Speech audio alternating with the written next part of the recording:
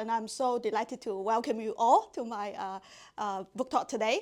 It is my great privilege to give my first ever book talk on the time inheritors here.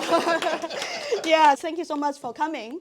So I would like to begin my talk with the question of why time inequalities.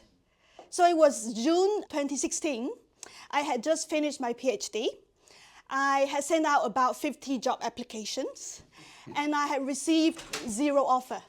My bank account balance was near zero because my studentship had stopped a few months before that. So I asked myself, what can I do? Enormous anxiety struck. I could not sleep. And I thought to myself, am I going back to my little rural hometown, which is in South China, and with very poor internet connection and optimal transportation infrastructure? At that moment, I wished, perhaps if I was born into a bigger city like Beijing, Shanghai, or Guangzhou, probably it would be better because at least I could have easy access to universities, maybe go so that I can go for some job interviews or at least go to some seminars like this and to maintain some connection with academia. But no, this was not an option. I felt as if there was no way out. And there was only one option, and that was for me to get a job within a month because my visa was expiring exactly in 1 month's time. And the sense of having no way out, this sense of being doomed, and this enormous pressure to achieve something within an incredibly short period of time that was seemingly impossible is what I call in this book time poverty or time debt. In this book, I argued that the majority of people, individuals who experience time poverty or time debt come from socioeconomically disadvantaged backgrounds or politically disadvantaged backgrounds. On the other hand, I had researched with individuals who are from more privileged backgrounds, and I was struck by their sense of ease, of strategy, of entitlement when it comes to time and time use. Now, this intrigued me, and it got me started on my journey to explore time inequalities. And what I found really both amazed me and startled me at the same time. Today, I'm going to give you a taste of that. And in order to do that, I would like to acquaint you with the stories of these 2 participants who are among the more than 100 individuals whose accounts are featured in this book. And I chose them because their lived experiences are so typical and so exemplary in a sense. So the first one, his pseudonym in this book is called Jiao, and that's their Chinese characters. Jiao was born into a rural family in the eastern part of China. Neither of his parents went to school. So in Chinese, we would say, oh, they are illiterate. His family was always struggling to make ends meet. However, after sitting the Gaokao, which is the Chinese college entrance exam, extremely competitive, he was exhilarated to learn that his marks were so good that he could choose to enter China's top 2 universities, either Peking University or Tsinghua University, which are like the Harvard and Yale equivalent in this country, or Oxford and Cambridge in the UK equivalent. What was really intriguing and perhaps shocking to me, however, was that when I talked to him in 2018, he told me that he did not go to either university in the end because he enrolled in a second-tier university in South China, which provided him fee waiver and monthly allowance. Now, looking back on his journey in 2018, he marveled at how ignorant he was. And we're going to talk about his experience later, but let's park his experience here for now. Let's move on to Yi. Different from Jiao, Yi was born into a comfortable family in Beijing, which is the capital city of China, a huge metropolis. Her mother has a PhD in landscaping. Her father has his own real estate business. He described their family status or life as comfortable in Beijing. Different from Jiao, Yi did not do so well in the Gaokao. Despite the enormous privilege that students from Beijing in China, there is this system called 户口, which is the household registration that designates any newborn baby to either an urban or a rural hukou, household system, household registration system. And if you're lucky to be born into an urban environment, especially in big cities like Beijing, you get more superior access to resources like education, like healthcare, like housing, like social welfare, job opportunities, you name it, yeah? But if you are unlucky enough to be like Jiao, who is born into a rural environment, rural family, then you have much less access to these resources to begin with. In the case of Beijing and Shanghai and Guangzhou, students like Yi, they also have much more access to these elite universities because most of the elite universities are located in these big metropolises.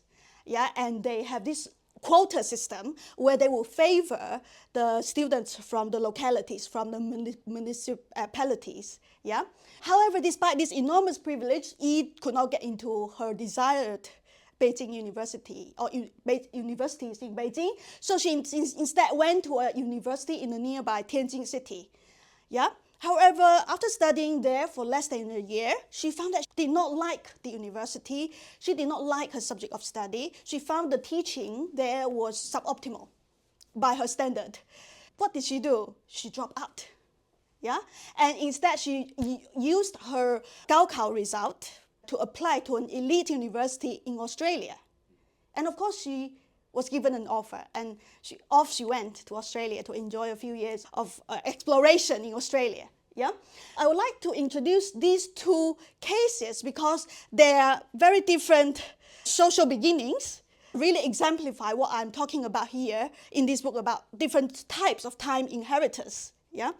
And in my book, I argued that these two different types of time inheritors, they inherit a starkly different amount of time, but also quality of time.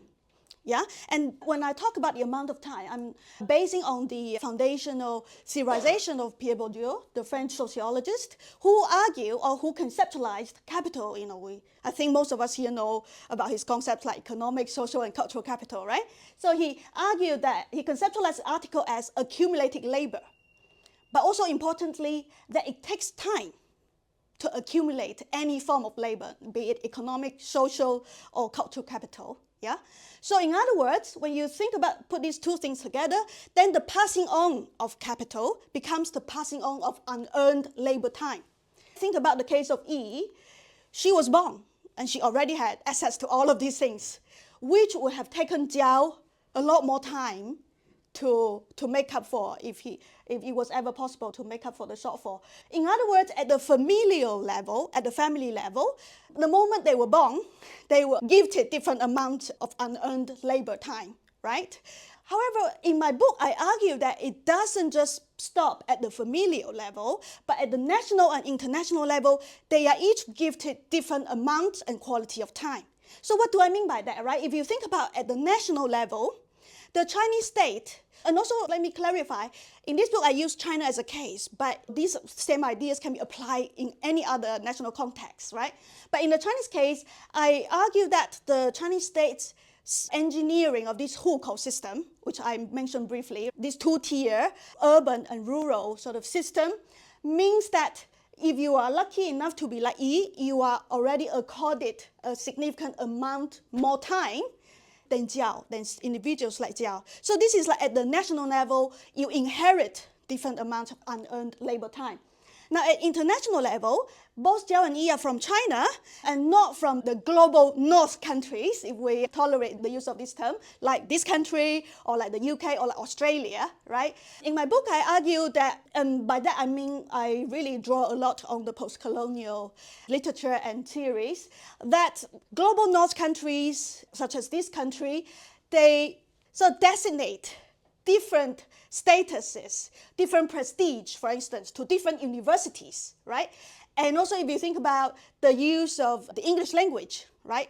English language has been, so many scholars, including our colleagues here, have written about the imperial power of the English language, right? So long as you are an English native speaker, you enjoy a lot more access to opportunities to get admitted into high-ranked institutions, etc., etc. But if you're not, then you have to spend How many years did you spend learning English to grasp this level of English mastery? My whole life. Your whole life. Exactly. If you think about it, it's probably 20 or 30 years investment of time and labor and everything, right? Yeah. So you inherit less in a sense, right? If we think about it this way. But also, if you think about higher education institutions, right? If you are born into not a globally dominant country, it's less easy for you to get access or get admitted into these elite universities, which can accord you institutional prestige, reputational prestige, that would enable you to get, for instance, jobs. And also when you're on jobs, you will probably get promoted quicker, so you save time in a sense. Yeah, so this is like the kind of temporal inequalities by that. But what differentiates Jiao and Yi here is that Yi could quickly, by capitalizing on her familial and national level time inheritance, tap into the international level time inheritance of this elite institution in Australia right away, right after she dropped out. Yeah. So in this way, I argue in this book that in time inheritance like this, they inherit different amounts of time. But very importantly, it's not just the amount of time that I'm talking about, it's about the quality of time that they inherit. Here in this book, I conceptualize, especially if you look at part one. Part one is the theoretical part, right? I conceptualize what I mean by time inheritance, bank time, borrow time, etc., etc. If you read chapter 1, for instance, and chapter 2, I talk about this idea of these individuals inheriting what I call debt-paying mentality versus an entitled kind of disposition. Now, what do I mean by debt paying? Let me give you a quote as an example. So this is from Lian, who was born in the 1980s in Guangdong province, which is in South China. So he said, my mother had invested a great deal in me. He had to borrow money and pay the debt, pay others' favor, which is 人情 in Chinese. It took them so much effort to support me through my university studies. My parents were always waiting for me to pay it back. Time for the elderly, sometimes they can't wait. Individuals like Lian, who, again, he was born in a rural village. Literally, he was describing living in these mud houses that were leaking and etc. Individuals like this, they were burdened with this idea of debt paying. They need to pay back the debt as fast as they can. And so and in my book, I argue that this kind of debt-paying mentality orients them, inclines them towards making decisions that are more prone to generating immediate income, making short-term investment, for instance, but then at the expense of longer-term rewards. This is one example. Another example that I found extremely striking was the experience of Lawrence, who is from a low-income family in Hong Kong. Now you would think, wow, Hong Kong is a metropolis, right? International city. Everyone knows about Hong Kong.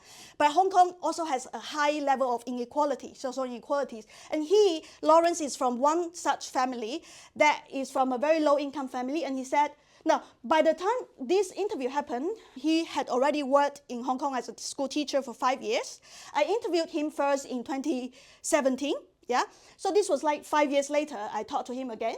And this time he revealed, I have a younger brother who is 14 years old and only going to junior high school, which is grade 9 in this country. Now I have to shoulder all my family's very heavy financial burden. My father is no longer working, meaning he had retired by then. My mother's salary is meager, which in Chinese is, I have always been shouldering my family's insurance and financial outgoings, including my brother's study expenditure. My plan is that after a few years, when my little brother has graduated from senior high school and reached adulthood and can take care of himself, I can begin to save up some money for my family's use. Then I can leave this place. So his goal was to migrate to Denmark, by the way. Yeah, so now if we think about it, before 2022, he had already worked for 5 years and he devoted all of his income to his family. And then here, he would need another 4 years until his little brother reached 18 years old, which is the adult age in Hong Kong. And then he would need another few years to save up some money for his family. Let's say another 3 years. So that's 7 plus 5, that's 12 years. Which means that post-graduation, he needed 12 years' time to so-called pay back the debt. So he was always in this mode of debt paying. He was on this debt paying mission. And this was really striking because by the time I talked to him in 2022, he was telling me that he was working so much every week, every day of the week, that he did not have time to have a girlfriend. Yeah, he said that I don't have time for dating, basically. Another example, or two examples, are from Xu and Meng. Different from Lawrence, who was, his family still waiting until he graduated from university and started to earn a salary to pay back the debt. Xu and Meng, their families fast forwarded this debt collection, in a sense, to a stage when they were not ready. Okay, so Xu made it into an elite university in Beijing, but her family, her father especially, was bragging about her in front of other villagers. Look, my daughter is now in an elite university in Beijing. She's somebody, yeah? But she told me my father kept thinking that I was now somebody in an elite institution in Beijing, but I was actually nobody. She was just an undergraduate student in a big institution that she was finding very difficult to navigate, yeah? She was doing quite well academically, so she was making some scholarship money, and she sent most of that money back home. But that was not enough because her father would write to her letter after letter to ask for money. And she had so much argument with her family that she had near collapse experiences in her second and third year of undergraduate studies. She had deep depression because of that. And by the time I talked to her in 2018, she was still recovering from that. Another similar story happened to Meng, who had a very similar kind of family setup, and she had nightmares all the time. And by the time I talked to her again in 2018, she had been troubled by nightmares for 10 years. So in this book, I argue that this kind of debt-paying mentality or debt-paying mode of living really has a lot of long-term impact, not only on the amount of time that they have to use to pay back the debt and not devoting to their own development, but also this negative impact on their mental health, on their physiological conditions, so to speak. Yeah. In contrast, if you look at the more privileged time inheritors experience, I'm here citing the account of Mr. Yue, who is the father of Ling Shan, who, when I interviewed her in 2013, she was 18 years old, just began her university studies in Hong Kong. She's originally from Shandong province, from an urban environment. Mr. Yue told me in 2017 that I have always preached to Ling Shan about the idea that the future is not fixed. And my suggestion for her is don't hurry to choose. After your graduation, you can travel around, which in Chinese is 转一转. Europe and South America, take a look, spend around 2 to 3 years. And when it reaches a point where we can no longer afford it or we cannot support you with the funds, then you can start to look for a job. And to make a living, which is motion, my advice for her is to not make haste. No need to hurry, basically. So you can see this sense of ease that Mr. Yue was imparting to Ling Shan. And indeed, Ling Shan did, if you read the book, you'll read the whole story. She did take her time. She explored different sort of career options. She went to Canada. And eventually, she ended up becoming a programmer, which was very different from what she studied at university, by the way. But she had this kind of luxury, this kind of ease, entitlement to time, to free exploration. Yeah, that she was able to figure out what exactly she was interested in. So in this book, I argue that these two different spectrum or end of the spectrum of type of time inheritors, they live on borrowed time versus bank time. So for the more disadvantaged individuals, they lived on borrowed time because time for them came across as if they were on loan to them. They had to pay it back at some point in the future. And this inclines them to make decisions, like I said, maybe a bit short-term oriented because they had these survival needs. And they did not have the luxury to slowly explore, slowly think, pause for a moment, calm down, don't get anxious, etc. Whereas for individuals like Yi, she lived on bank time. Plenty of economic, social, cultural capital, plenty of time for her to drop out of university. In her, for individuals like Jiao, dropping out of university was unthinkable because he could not afford that. But for Yi, she argued that, to me, that I'm cutting down the loss.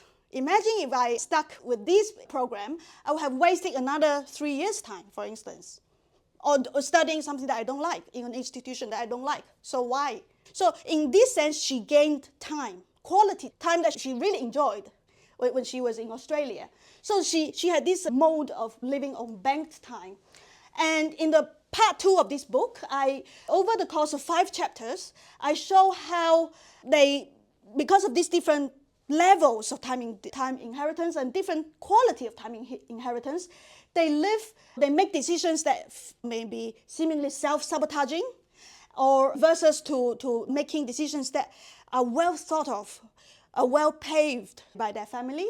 From this debt-paying mentality, which I just demonstrated, to this sense of entitlement, from squandering, and here squandering is in quotation mark, squandering labor time, meaning that many of my disadvantaged time inheritors, they spend all their waking hours working.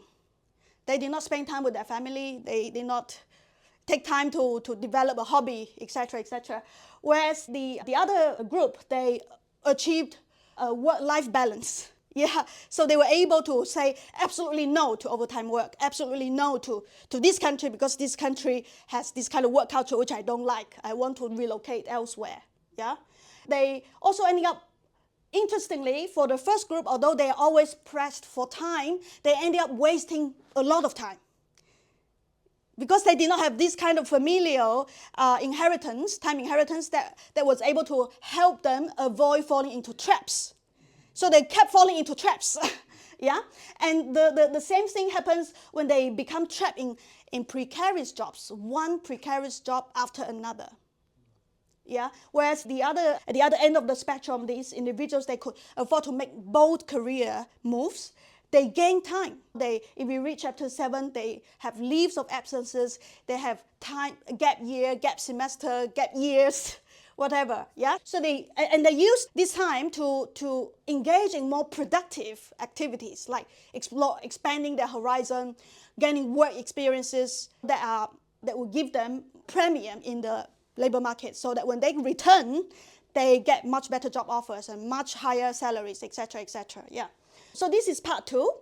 However, I would like to argue in this book, I have argued in this book, that as powerful as it may be in terms of how time inheritance works, it does not work seamlessly. It is not a mechanistic sort of process. And also, the time inheritance, it doesn't indiscriminately favor all heirs or all inheritors. Okay? There is a part for the inheritors to play as well. And this is the beauty of time inheritance, in the sense that it does transform certain type of inequalities. Okay, so here in part 2, I have 3 chapters, and today I would like to focus especially on chapter 9 to just give you an example. Just now we talked about the case of Jiao, but here I would like to introduce the case of Bing. Very similar to Yi, she was born into a family that's in the urban city, in the city of Chongqing, which is in central China. Both her parents working in state-owned enterprises. Now, in the context of China, if you work in a state-owned enterprise, it means high salary, stable job, lots of connections in the system, meaning in the government, etc. So Bing is from a very well-off family in that sense. However, Bing was at risk of so-called downclassing because she did not do well in Gaokao. And she literally could not get into any decent university. Yeah, so her family decided to enroll her into a 3+1 program, which meant that she would spend 3 years in China. I see Gerardo is nodding because you know about this, right? Yeah. 3 years in China, 1 year in the UK, in London to be precise. And so in the end, she ended up spending 2 years in China, and then she transferred to a UK university to begin a second-year study, yeah? But what happened was that even though she was able to move abroad, to study abroad, it was not all smooth, because she found that the coursework was so difficult that she just failed every single module, every single course that she was taking. So she had to transfer either to a different major or to a different university. In the end, she moved to a different university and began the second year of study again, yeah? And because of this, she always felt like she was not good enough, yeah? And what was also very interesting was that while she studied in the UK, she got interested in luxury goods sales, which was something that she really wanted to try her hand on after her graduation. But she could not do it because her family had to hurry her back home because her parents were about to retire and they had arranged a very good job in a pharmaceutical company where she would make a load of money and had very stable jobs and lots of packages for welfare. So she could not explore what she was interested in, and she had to hurry back home. When I interviewed her, I think it was in 2018 probably, she was saying to me that her job was very boring and she did not find any meaning in the job that she was doing. So in this sense, the kind of time inheritance that she had, this limited time window, it had some conditions, right? Also, it needed some good enough degree for her to legitimately inherit, yeah? Which really complicates what we understand about time inheritance. It's not, oh, you are born into this family, your life is all smooth. You do need to do some extra work. You do need to have a certain type of agency. In contrast, when we think about the case of Jiao, he was born into a rural family, etc. And in fact, after he graduated from the second-tier university, he found that it was very difficult for him to get a good job. So he ended up getting into work in a company in his hometown, which went bankrupt after a year. So he then got a job as a temporary English language teacher, but it was very precarious. So he thought, my way out is to get into graduate school. So he sat the graduate school entrance exam for 2 years in a row, and he failed both of them. So he felt like he wasted 2 years, and this is what I meant by wasting time. So yeah, he wasted 2 years, and then he thought, my English is not too bad, maybe I can try to apply to the UK. And he did, and he got a master's offer with a partial scholarship. So off he went to the UK after 2 years of trying, and in the UK, he was pleasantly surprised because his rural identity back in China gave him a lot of stigma. He was according to this status that he was more inferior or backward and etc. etc. And when he was in China, he would hide his rural background. But in the UK, he found, oh my God, my rural experiences, my perspectives, my stories, so to say, really gave him a lot of distinction because people were pleasantly surprised that, oh wow, you are different from the other international students from China who are mostly from very privileged backgrounds. So he was like, wow, okay, that's an interesting gain. Another inadvertent gain was that because he only got partial scholarship, he had to work as a cleaner. So he spent every morning on weekdays from 6:30 a.m. to 9:30 a.m. He would work to take rubbish, basically, cleaning jobs. And then on Saturdays, he would work the entire morning as a cleaner. In this process, he got to have a lot of conversations with his co-workers who were also cleaners in the UK. And if you know about the class society in the UK, it's a highly class society, and working class people don't really mix with middle class people in a sense. So for Jiao, he got these extensive opportunities to have a lot of conversations and exchanges with his co-workers, and that really sharpened his understanding into the social fabrics of this British society and in turn to the international society. And that really contributed a great deal to he was at that time gradually developing himself into a social science researcher. So when he looked back in 2018, he was like, wow, that was an incredible experience because it really sharpened his mind and his analytical acumen. But I wanted to emphasize really the role of English. Earlier we said English is a colonial language. It's like really according different prestige to native speakers versus non-native speakers.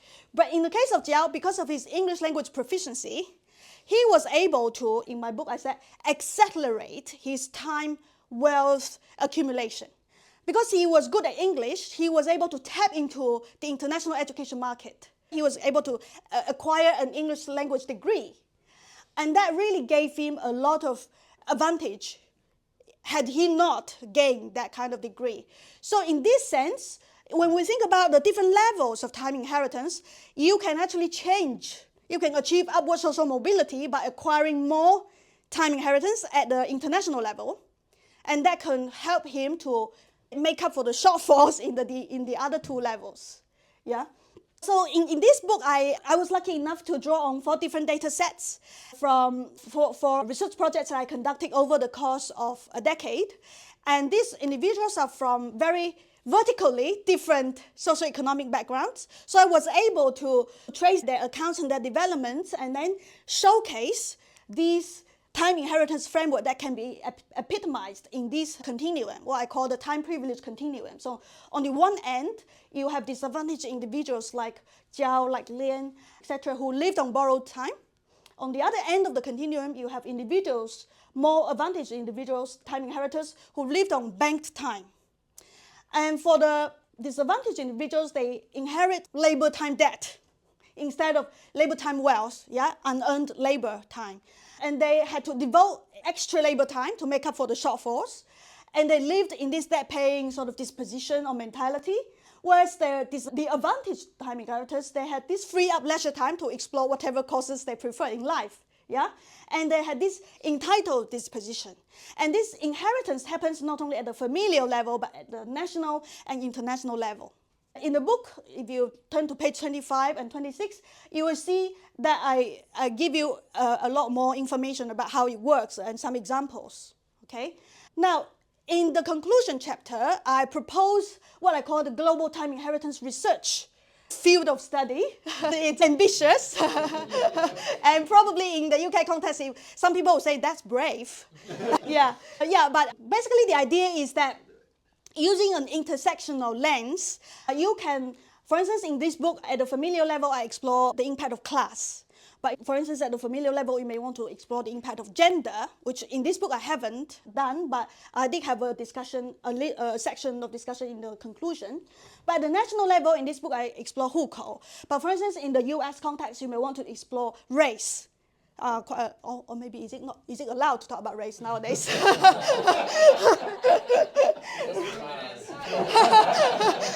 Right.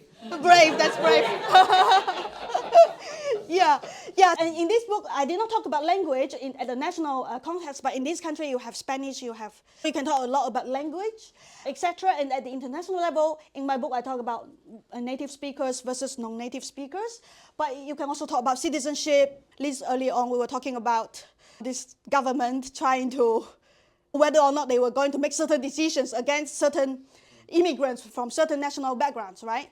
Citizenship is a huge issue, and at the international level, we have scholarship by Vanessa Fong who talks about developed world citizenship versus developing world citizenship.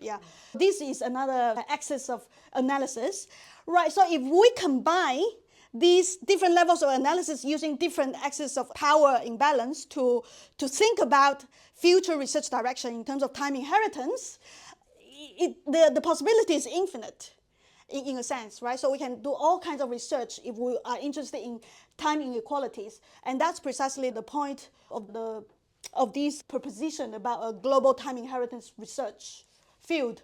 So I will argue that this book makes a key theoretical contribution, the time inheritance framework, which gives us a new lens to look into inequalities from a temporal perspective.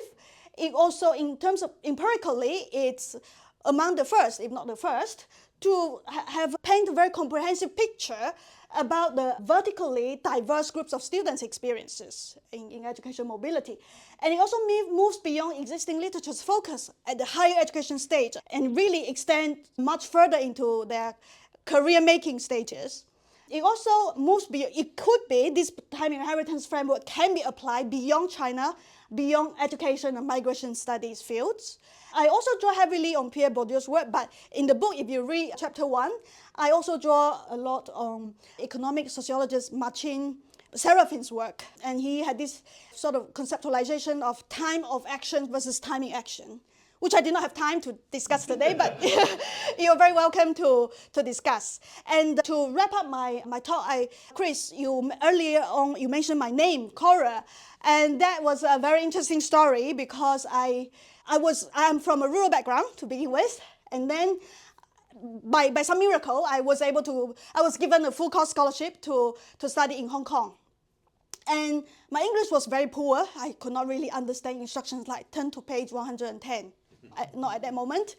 And so I went to the language center in the university to improve my English. And there was this really nice English gentleman who was telling us that you need to have an English name. I said, but I don't have an English name. He said, You have to choose. And then 2 days later, when I came to the class again, I still did not have an English name. And he just gave me a dictionary, said, pick one. Yeah. So I picked one. And that became my English name, so Cora. So it has stayed with me all these years. But at that moment, I felt violated. I was given this identity that I did not call for, did not ask for. Yeah. But somehow it stayed with me because it's very interesting, because especially when I began to publish in academic journals, I felt that if I use my name Lingling Xu, there are like a million Lingling Xu out there. But when I have my name Cora Lingling Xu, there's only one, and that's me.